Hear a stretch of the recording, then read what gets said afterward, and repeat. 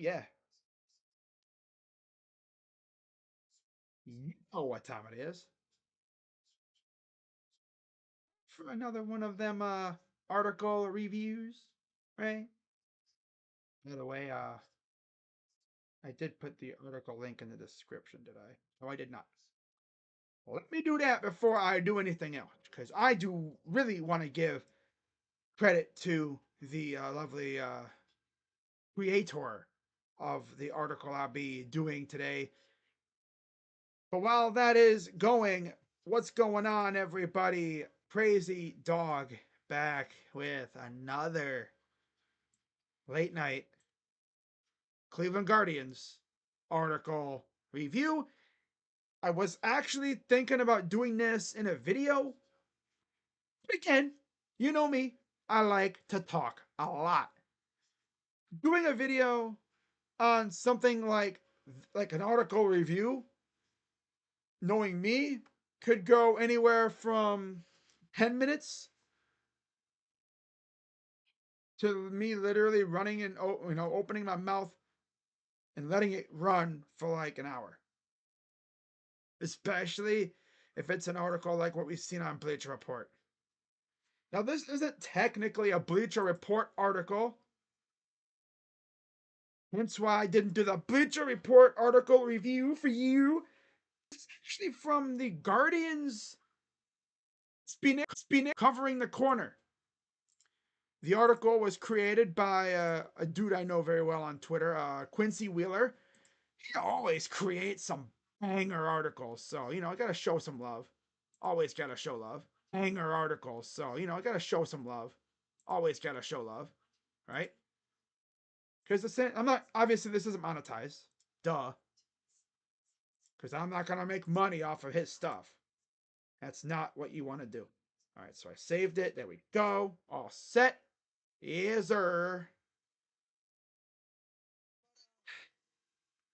Yeah, I mean, we're gonna dive right into this article a little bit here. We're gonna look and see what he has to say. Now, the article title, believe it or not, is Predicting the Guardians Off-Season Moves, like it says on the thumbnail. Now you're looking at the thumbnail thinking, why are Matthew Boyd and Kyle Gibson featured? You'll see in a second. But anyways, we're gonna start off with, when does free agent start? It's already started. It actually started a week ago today. Yeah, it's been going for a full week. We have had three, two or three actual signings. Kyle Hendricks went to the Angels. Of course, the Guardians got Austin Hedges back. I made a video on it. If you want to go watch that, you can. And then the A's brought back TJ McFarland. So nothing big happened yet. And the expectation is we're not going to see the big names go off the board until probably December and January. Because, you have the winter meetings coming up in December, and that's usually when things pick up. Now, when it comes to the Guardians, I think it's pretty safe to say we know exactly what they need: pitching, and more pitching, especially starters. Because, shout out to Fangraphs, they updated the pitching rotation for us heading into the offseason. I keep in mind, Shane Bieber and Matthew Boyd are free agents, and Alex Cobb, but nobody's really talking about him. This is our rotation today.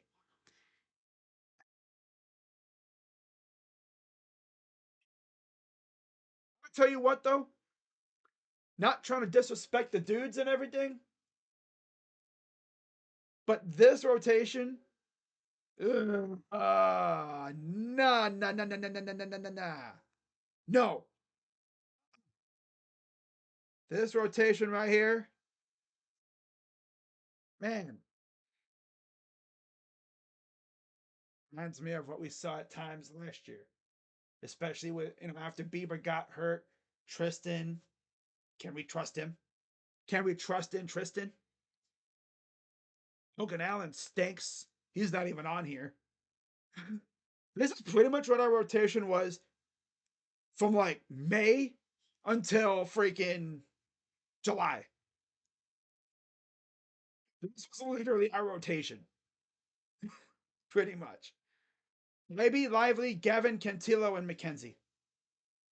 Somehow, some way, we were able to win games in spite of this rotation. Mainly because our bullpen was so damn good and our offense actually had a pulse. And by the way, we still have not heard anything about a new hitting coach.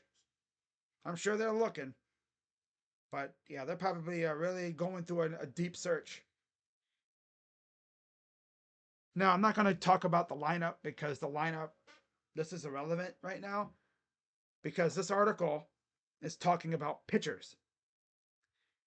Now, my guy Quincy, he classified them into two groups: free agents and trade targets. Starting off with the guys he mentioned in the free agent portion. And he used, I guess, ground ball rate to compare them because you look at our infield. We have, what, 3 gold glovers on the infield right now? Technically. I mean, you have Rocchio, gold glove finalist, I believe, right? Something like that. You have J Ram at third. Andres, gold glover, platinum glover last year, too. Didn't win it this year. They gave it to freaking Cal Raleigh. And then, of course, you have Josh Naylor at first, and he might not even be here by spring training. He might get traded, which means Cal Manzardo would take over at first base. Now, Walker Buehler, yeah, we're starting off with the free agents, of course, but Walker Buehler. I got Baseball Savant pulled up. Let's take a look and see what old Walker Buehler. See what he see. Oh, this is Spot Track. Let's see. No, because let's see what Walker Buehler. Kind of curious. I don't need to see him on Spot Track because he's obviously a free agent. I'll use Spot Track for the trade targets. That's when it'll be really relevant. What's up, Daniel? Happy Sunday, Monday, wherever you may be living. Blessed to see another day. So, Walker Buehler made what, 7? Well, he made 16 he made 16 starts last year for this past season. He went 1-6 with a 5.38 ERA. Now his stuff last year, of course, coming off of injury, not great. His run value, I guess, his value not great at all. His pitching overall, I mean, it's mid mostly. Fastball velo, average exit velocity, just barely above average. Barrel percentage and ground ball percentage, all above average. His walk percentage, hard hit percentage, and extension, literally right on the line of mid. And everything else is not great. Not great. Now, of course, that's coming off an injury. And yeah, he struggled. You could just see it in the way he pitched and how he pitched. Look at his record. Look at his ERA. You could see it. It's literally staring at you right in the face. Now, comparing him to, let's say, Trevor Williams, let's take a look at his thing here. Trevor Williams, again, another guy coming off injury. He made 13 starts last year. He went 6-1, though. He was fabulous. Now, he's like the opposite end of Buehler. Almost every category is in the red. Pitching run value, fastball run value were great. Breaking run value and off-speed run value, they were good. They were good. Barely above average. His expected ERA, 3.13. Really good. Great. Expected batting average, 2.18. Fantastic. Fastball velo, stinks. Average exit velocity, not great. Chase percentage, nah. Whiff percentage, not great, which means he didn't get guys to chase or whiff. Hit percentage was mid. Walk and barrel percentage, all right. Hard hit percentage, nah. Which means he was getting hit pretty hard. Ground ball percentage, it's up there. It's good, trending towards the great portion. Extension, really good, going into great. Again, coming off an injury, I don't think he'd cost much. Hal Gibson, the guy in the thumbnail. I wonder how his numbers looked. You know, of course, he knows the division well. He pitched with the Twins. He was always a handful when facing him. Always a handful. All those pitchers, right? You see them on the board. You know, like if you check ESPN and you look at the incoming matchups, and you're like, ah, God, we got to face this guy. That's pretty much how we felt with Kyle Gibson. He always gave us trouble. Always. Now, of course, if this website could work. All right. So he made 30 starts last year. 8-8, 4.24 ERA, 151 Ks with, of course, the Cardinals. Now, the year prior, 15-9, 4.73 ERA, 157 Ks in 192 innings. So he damn near pitched 200 innings. So he's good, right? He's 37 years old, so I don't think he'd cost that much. I'm pretty sure he'd be willing to come here on maybe a 2-year deal, just to ease the burden if we don't bring back Bieber or Boyd, right?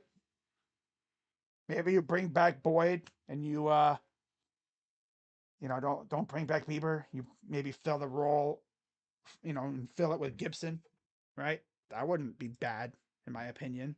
That's just me though. Okay, would be nice if this stuff could show up on here. I love when the site takes forever to load up. I guess it doesn't want me to see the stats for Kyle Gibson. His stats must be so disgusting they don't want me to see them. Dude, this website literally just like says, no, I'm not going to work for you. Wow, so pitchers, similar pitchers to Kyle Gibson based on velocity and movement. Will Crowe, 2020. Jake Woodford, Colin Rea, Paul Blackburn, and Zach Eflin. Arsenal, according to StatCast, 6 pitches: sinker, cutter, sweeper, four seam, changeup, and curve. Let me look at the others. I just now discovered that part. I never even bothered to look at that stuff. Trevor Williams, 5 pitches. Yeah, four seam, sweeper, changeup, slider, sinker. Oh wow, I never even noticed this part down here. Pitchers are similar pitchers to Trevor. 2022 Domingo Acevedo. 2019 Jeff Samardzija. That's old ass Jeff Samardzija, I'm pretty sure. 2021 Carlos Estevez. 2017 Carlos Torres.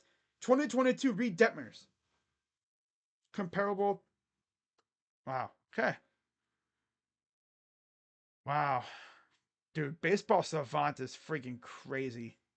Walker Buehler, four seamer, cutter, knuckle curve, sinker, sweeper, changeup, slider, which he barely uses.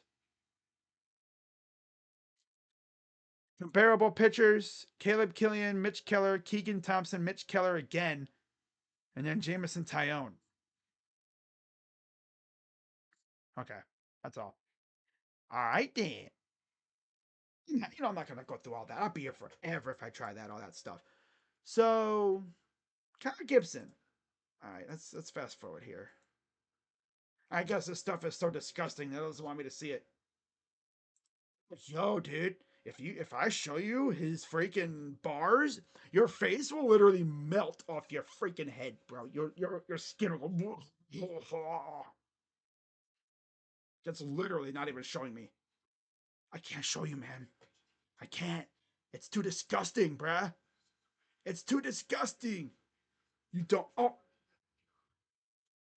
I was expecting a lot of red.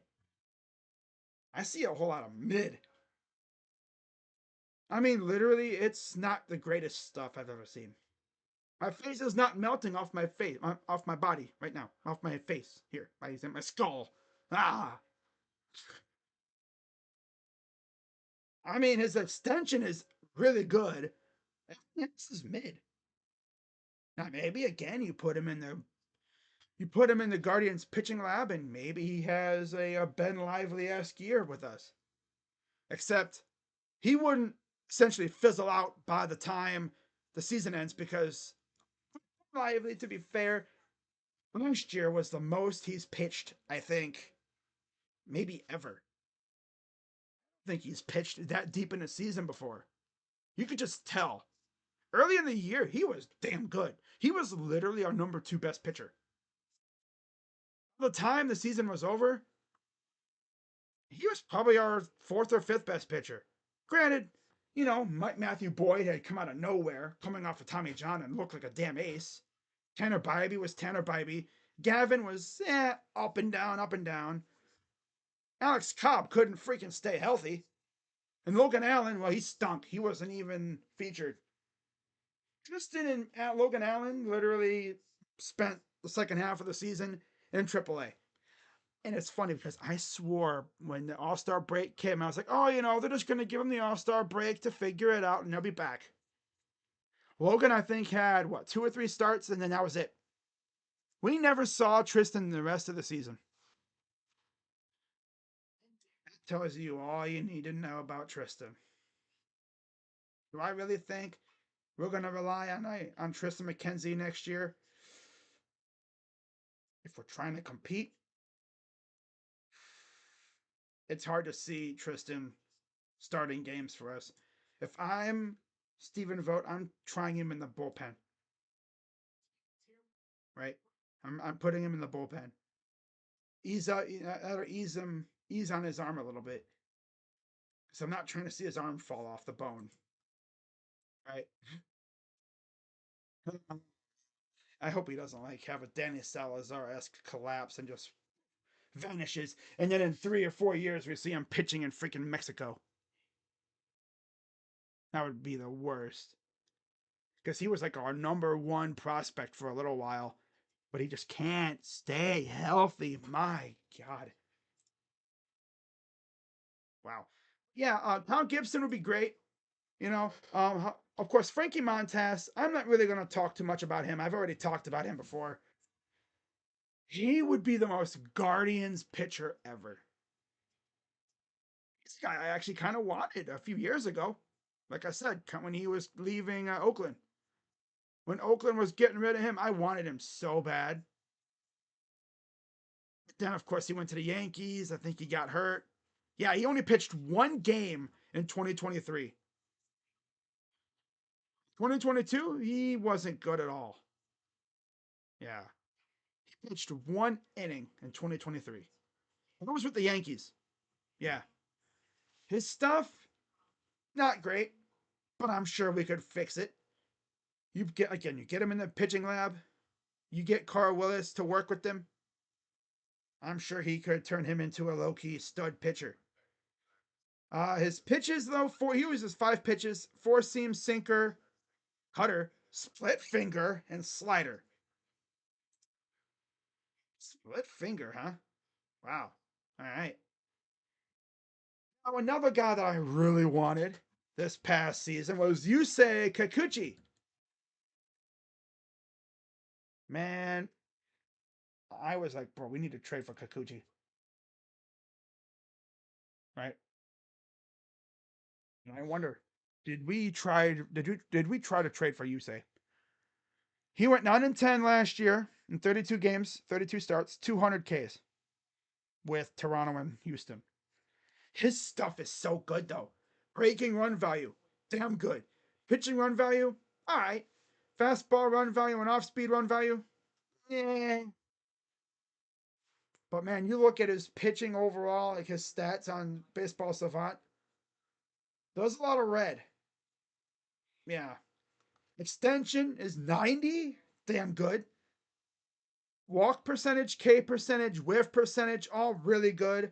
Fastball velocity, 95. Really good. Expected ERA is mid, 3.75. Expected batting average, yeah, just about average. 47 on the percentage, on the grading scale. Average exit velo, not great though. 90 mile per hour. That means they whacked that ball. Barrel percentage, not great. Hard hit percentage, bad. It's a grade of 6. Ugh. So you get him to work on that stuff, I think he'll be good. And it's like he wasn't even pitching. He was pitching in deep ballparks too. I mean, he was pitching at freaking Rogers Center and Minute Maid, 2 parks that are not too friendly to fly balls. They're deep parks. Imagine if he pitched at freaking Great American. Ah, that's pitcher hell right there. I call it the Great American Boombox for a reason. No, the Great American Launchpad.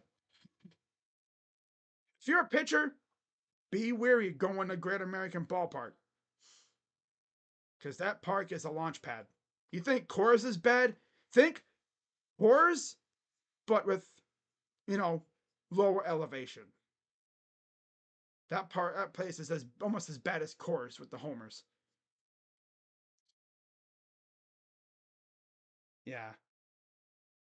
It's not a pitcher hellhole, but like you got to be careful pitching there. You got to be a damn like ground ball pitcher. Pretty much, you gotta watch what you do down there. But Yusei Kikuchi wouldn't be bad at all. But now I think he's going to want a lot of money. He's probably going to get a good bag because he had a good season for the most part, especially with Houston. He's going to want a lot of money, and I don't think we're going to be able to afford him. Jose Quintana had a renaissance with the Mets last year. I remember when this dude pitched with the freaking White Sox. That's how long he's been in the league. 13 seasons.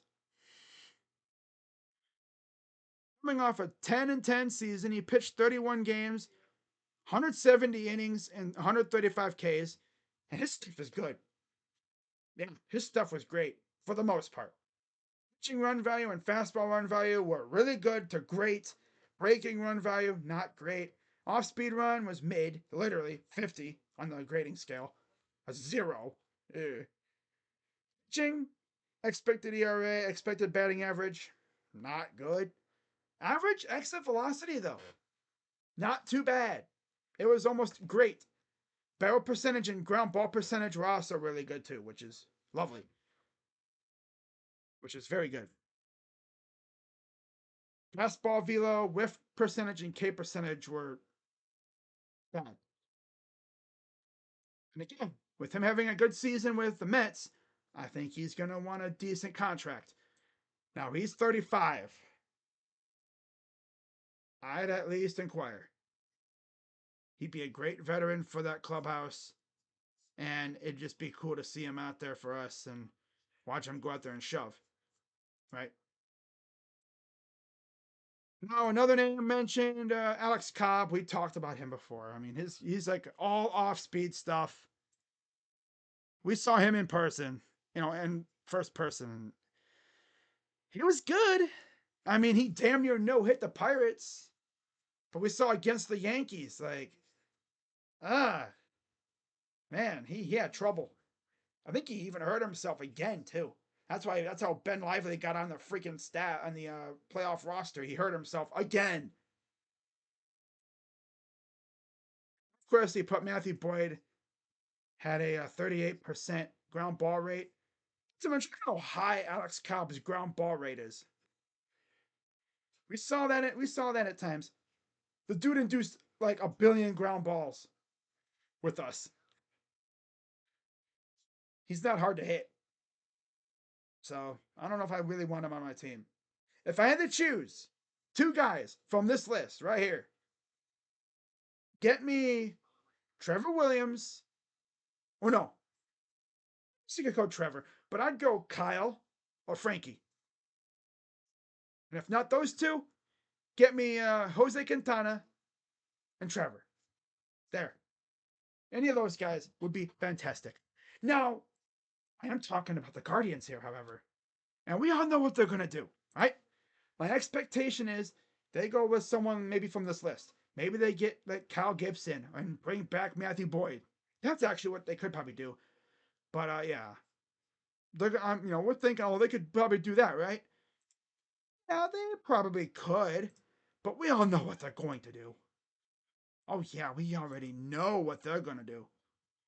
Oh boy, we already know. And you know what's gonna happen. You already know what's gonna happen, right? We're gonna get ourselves all like, oh, they're gonna get Kyle Gibson or this guy or that guy.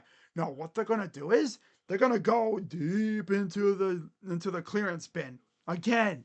They're gonna end up with like not even Jose Urquidy, which wouldn't even be bad. They're gonna end up with like James Paxton, Rich Hill, or Johnny Cueto.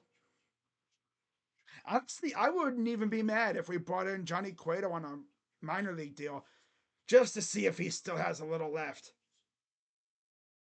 Right? You could have maybe like James Paxton or maybe like Martin Perez, which would be funny because then I can just go Martin like 50,000 times a stream. Nah. Nah, we already know they're not going to do that. Probably, if anything, they're just going to roll with what they have. If they do go outside the organization, they're going to go with like someone cheap. Danny Duffy. Ah, no. Rich Hill, old ass. Ah, no. Brad Keller. No. Jose Urena. No. Spencer Turnbull. Eh. No.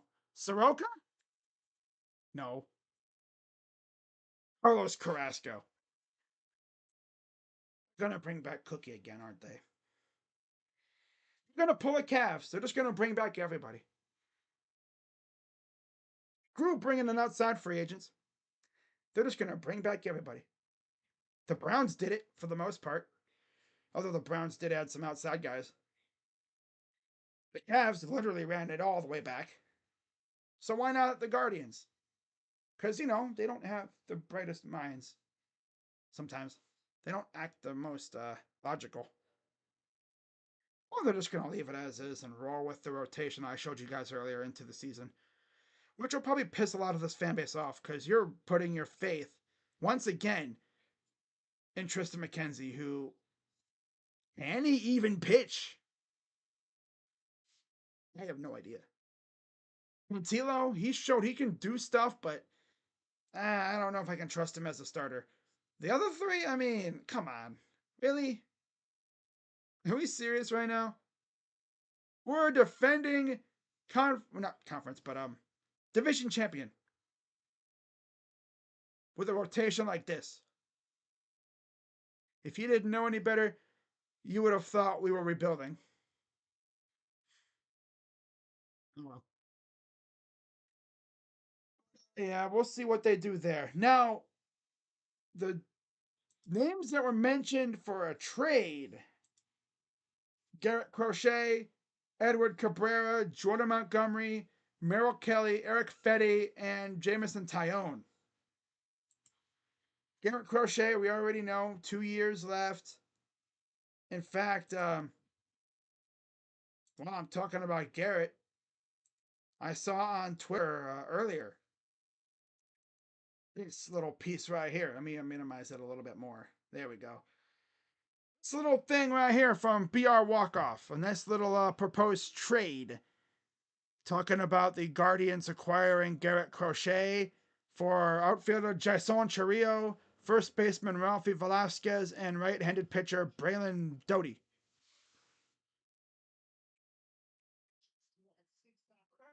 Would I actually do this? You'd have him for this year, next year, and that's it.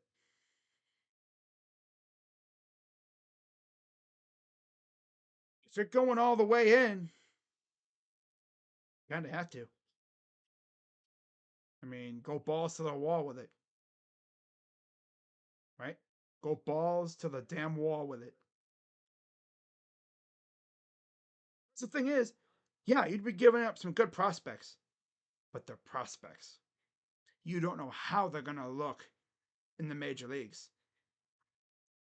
I'm sure some Indians fans / Guardians fans are still kicking themselves over that freaking Pedro trade that didn't happen because they didn't want to get rid of their one pitcher. Was it Jarrett Wright or whatever? They had a chance to get Pedro. Didn't do it. Imagine Pedro on our staff. Right? With that team we had. That would have been nasty. But instead, he went to Boston, and the rest is history. Right? Ended up with the Mets a few years later. He's pretty good. Yep. If you have the chance, gotta make a move if you're going all the way with it. Trying to go all the way again, right? Trying to get back to the ALCS.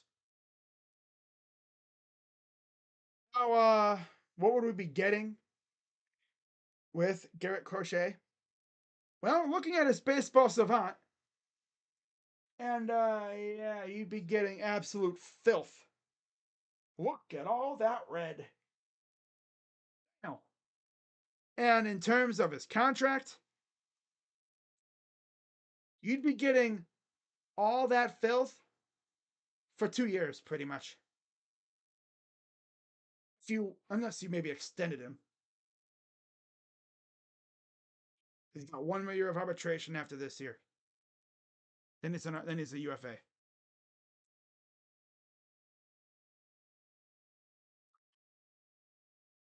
Real quick. Imagine a rotation. I'm going to fantasize like crazy here. They trade for Garrett Crochet, right? They finesse the crap out of Chicago. They get Garrett Crochet. You put him on this rotation. It'll be Crochet, Bibee, Gavin. Let's say they go out and they bring back Boyd. You bring back Boyd, and then you have maybe Tristan as your 5. Or if you can't trust him, maybe you just sign an innings-eating pitcher like Kyle Gibson or something small, or Lance Lynn or something, someone to eat innings, just to not be ass. That would actually be a solid rotation, especially your top 4. Then you get to Lance Lynn or whatever, and it's like,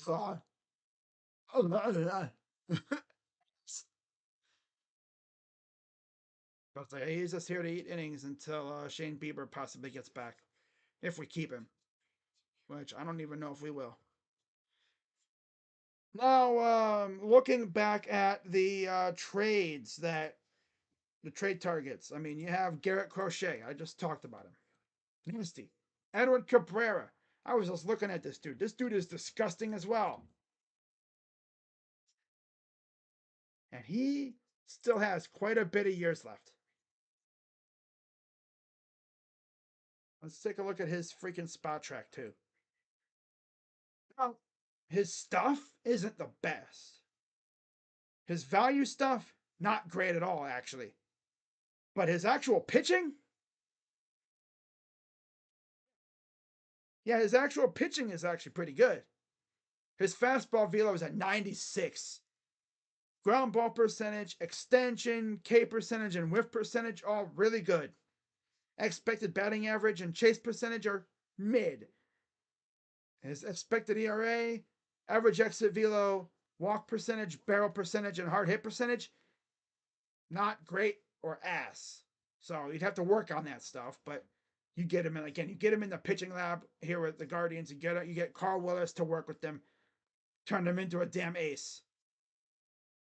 Legit, turn him into a damn ace. Jordan Montgomery, interesting thing with him is, I believe he's on a 1 year, so he wouldn't even be here long.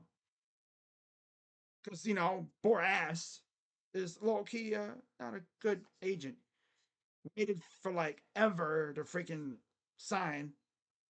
Then it took him a little while to get going. But by the way, Edward Cabrera has, counting 2025, 4 years of arbitration. He just entered arbitration. Yeah, he's just entering it this year, 2025. It's crazy, isn't it? 26, 27, and 28 will be his arbitration years. He'd be entering free agency at the age of 31. That's crazy. Now, Jordan Montgomery, on the other hand, not a bad pitcher at all. You know, he's got some good stuff. But again, you know, would they trade him?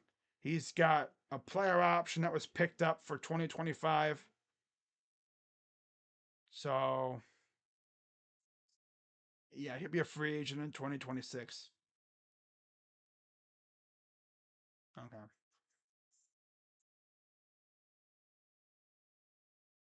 Yeah, so yeah, he wouldn't be bad. Looking at his stuff, his percentage is amazing. Barrel percentage is really good. Extension is good. Everything else is either mid or bad. His value is pretty bad though. Like really bad. Like it almost makes you want to hurl looking at that stuff. I don't think he'll get traded. Nope. He's not getting dealt. Hell no. He's not getting dealt. Next name, Merrill Kelly. Looked at him a little earlier. Same thing. I think he has some years left on his deal. You know, and I don't think he's going anywhere. His stuff is good though. He has good, decent stuff.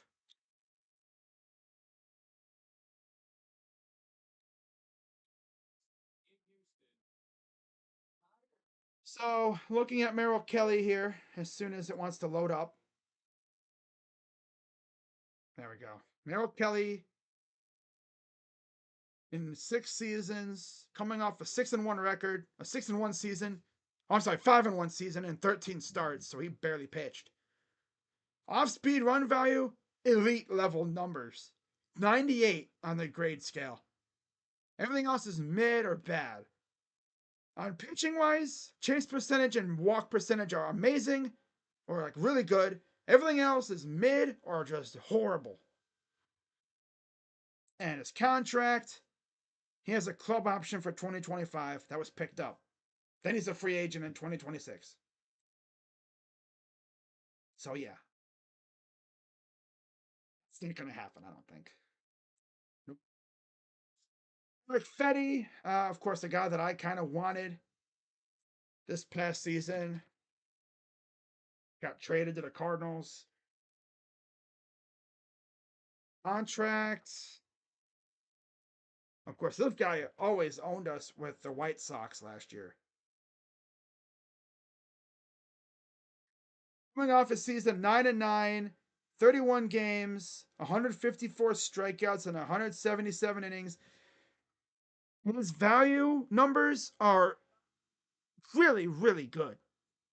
Damn near in the 90 percentile on the graded scale for pitching run value, fastball run value, and breaking run value. All really good. Off speed run value is not great. Not 29. And then his pitching stuff is not great. It's mid at best. Chase percentage and whiff percentage are very bad though, which means guys just do not chase. And they don't whiff either. Wow. Also, it's not horrible though. It's mid. It's average. Contract, again, 2025, 7.75, 7.5.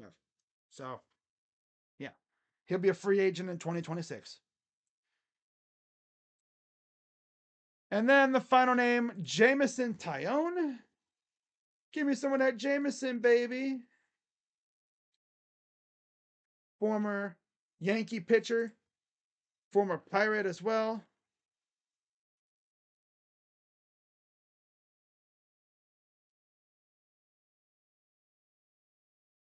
This is the last trade name to look at.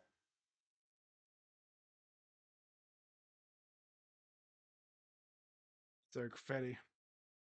Come on, load up. Love how long this thing takes. So Tyone last year, he went 12-8 and 21 starts. 21 starts, 28 starts, 125 Ks. It's pretty good stuff. Uses 6 pitches, 4-seamer, cutter, sweeper, curveball, sinker, and changeup. Contract? He actually has, I believe, one more year on his deal after 2025. It'll be 2026.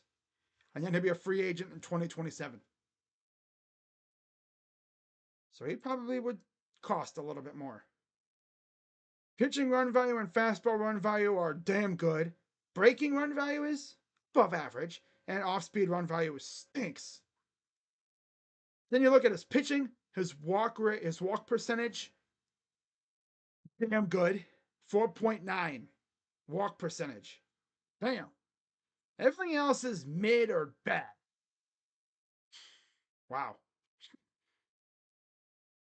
Now, of course, if you were to get any of these guys, I think things could happen, but it would probably cost a lot to get some of these dudes, especially like Crochet, Cabrera, Fetty, and Tyone, especially. But you never know. Article, Quincy made a prediction. His prediction is the Guardians do not trade for any pitchers, but they bring back Matthew Boyd and they sign Kyle Gibson. So that's why they're in the thumbnail. Because those are the guys that Quincy picked. So our rotation, according to Quincy Wheeler from Covering the Corner on SB Nation, would be Tanner Bybee, Matthew Boyd, Kyle Gibson, or Gavin Williams, Kyle Gibson, and Joey Cantillo. In terms of depth, you'd have Ben Lively, Tristan McKenzie, Logan Allen, Doug Nikhazy, and Austin Peterson. Those guys would either be in the bullpen or they'd be hanging out in AAA just waiting for that phone call to hit the butt, get on the bus, or get in the car and head up north. Head wherever, from wherever they are.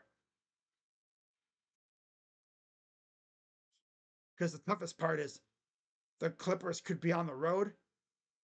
And then, they could be let's say, they don't go to Florida. So maybe they're facing St. Paul, right? Or Omaha. Yeah, Omaha. And they have to go to Houston, right? Let's say the Guardians have an injury. Or maybe a pitcher got sick or something. I don't know. Maybe he came down with the sniffles. Or he's sore. So they need a spot starter. Like Ben Lively. And maybe Ben is hanging out in AAA, or maybe it's Tristan. I don't know. Maybe Logan. Because Logan, I think, actually has in fact, let me take a look. Because this is another big part. Option years. How many options do these guys have left? Joey has 1, 3 for Gavin, and 3 for Tanner. Ben and Tristan have 0 left. So I believe to send them to the minors, you'd have to put them on waivers. I don't think they'd get claimed, though. I don't think they would, but who knows these days. But the most important thing about depth is, in case injuries happen, and they do, guys get sore after pitching a lot, and guys get nicked up. Just look at Alex Cobb. The dude pitched 3 or 4 times. Every time he pitched, injury. A freaking fractured fingernail, a splinter, and I think something with his back. The dude could not pitch back-to-back starts pretty much because of injuries. How do you get on the rhythm when you're always missing time due to injury? Especially coming off an injury. A major one. I think he had 2, actually, too. Ugh. Listen, this rotation that Quincy mentioned, that would go hard. Tanner, Matthew Boyd, who was amazing, Gavin, Kyle, and Joey. That'd be good. But of course, you notice no Shane Bieber, because apparently he thinks Shane Bieber is probably going elsewhere, and I think he does too. I think he goes to California. I think his girl was his wife or girlfriend. I think she got something going on. They got a family. I think coming soon. So or whatever. I think they're going to be trying to stay closer to the West Coast, where they're from. That's just my thought. As long as he doesn't, come to the AL, I'm fine. Because it would kill me having to watch us beat the crap out of Shane Bieber. Like, you guys don't even understand. Maybe you do. Seeing the Guardians tee off on Corey Kluber a couple years ago hurt. It hurt. Because I knew, it's like, this dude is cooked. Why is he pitching? Why? When he was with Boston, I'm like, oh no. Oh no. Oh no. They're going to freaking destroy him. His pitches looked flatter, bro. Oh my god. It's like a straight line. He was like just pitching batting practice. Like, oh no. And then, of course, he had the playoff game with Tampa. Ah ha ha. The fact that we ended the Rays season with Corey Kluber on the mound. Ah ha ha. That hurt. It was a punch to the freaking esophagus. Punch in the throat, not even the stomach. I was like, ugh. Getting punched by a dude with brass knucks onto the throat. Oh, that hurt. It just hurt my soul, man, because we love Corey in Cleveland. The dude was a freaking he was a damn robot, pretty much. Called him Clubot. I don't think he liked the nickname too much, but yeah. You looked at him on the mound and he just had that gaze like, oh, I'm a freaking Owen your ass. At his best, he was arguably the best pitcher we've ever seen. Like in this modern age with the Guardians. I think he was better than CC. He was better than Cliff Lee. He was better than any pitcher we've all pretty much seen at that time. And then the fact that we had to pitch him 3 times in the World Series is bad. I honestly, I've said it before, and I'll probably keep saying it. If it was Tito, I would have put Ryan Merritt on the mound in Game 7 as an opener. Why not? Have him start off. You say, go 1 time through the order. Maybe even 2, depending how you're feeling. You get through the order, everyone's available. It's balls to the wall. We're trying to win this damn thing. And I'd be like, if the bats can get us the lead, we'll unleash the bullpen. Probably Andrew Miller for 2 or 3 innings, depending on how he's doing, what the game's looking like. And then maybe we can even use Corey Kluber for an inning like later on. On the matchups. But no, they went Corey Kluber 3 times through, and you don't do that because facing a pitcher in the playoffs twice is enough. But 3 times doesn't usually work out well. Yeah, that's Tito for you. So those were his predictions. And yeah, we'll see what happens. But of course, right now it's all quiet on the Western Front, as they say. Right? It's very quiet in MLB free agency. And I just don't know when the next move is going to happen. It could happen tomorrow, next week, next month. Sure, we'll start getting some stuff. We haven't even really seen many rumors. Actually, there's been some rumors. Yeah, there's been some rumors, but it's just a whole lot of, oh, they've checked in, there's interest, but nothing like, oh, they're discussing.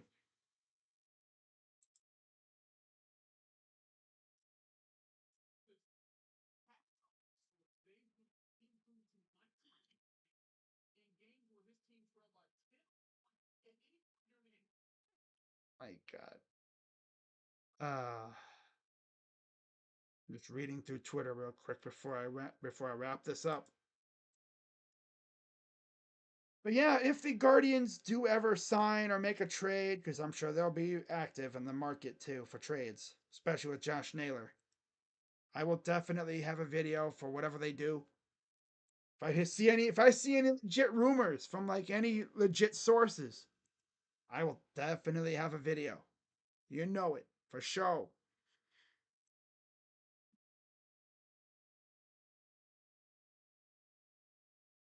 Ugh.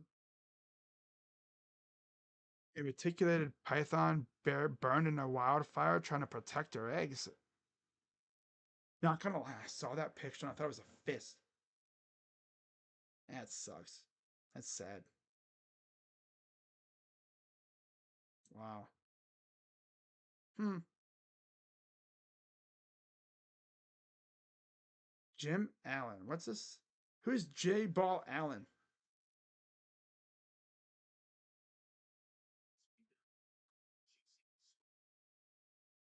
4,000 followers.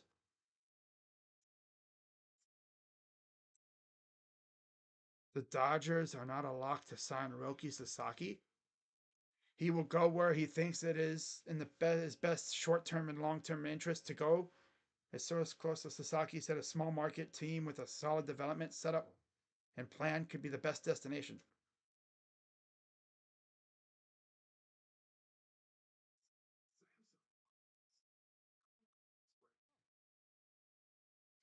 Wow. Okay. Small market team.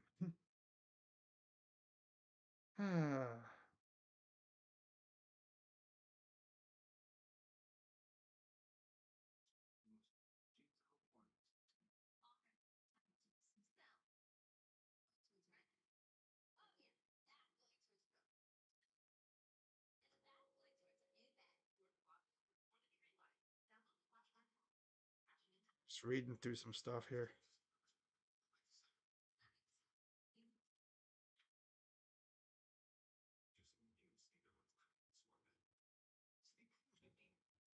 Guess we'll have to wait and see what Sasaki decides to do.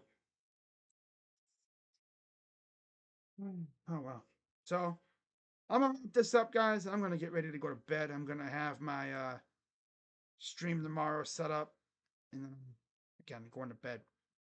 So I'll be live tomorrow for Cavs and Bulls. I thought tomorrow was the start of the NBA Cup, but no, that will be on Friday, I think, for us. So that'll be fun against the Bulls, I think, right, or the Celtics. Oh, I think it is the Bulls. I'm not sure. Who cares? I'll be live regardless.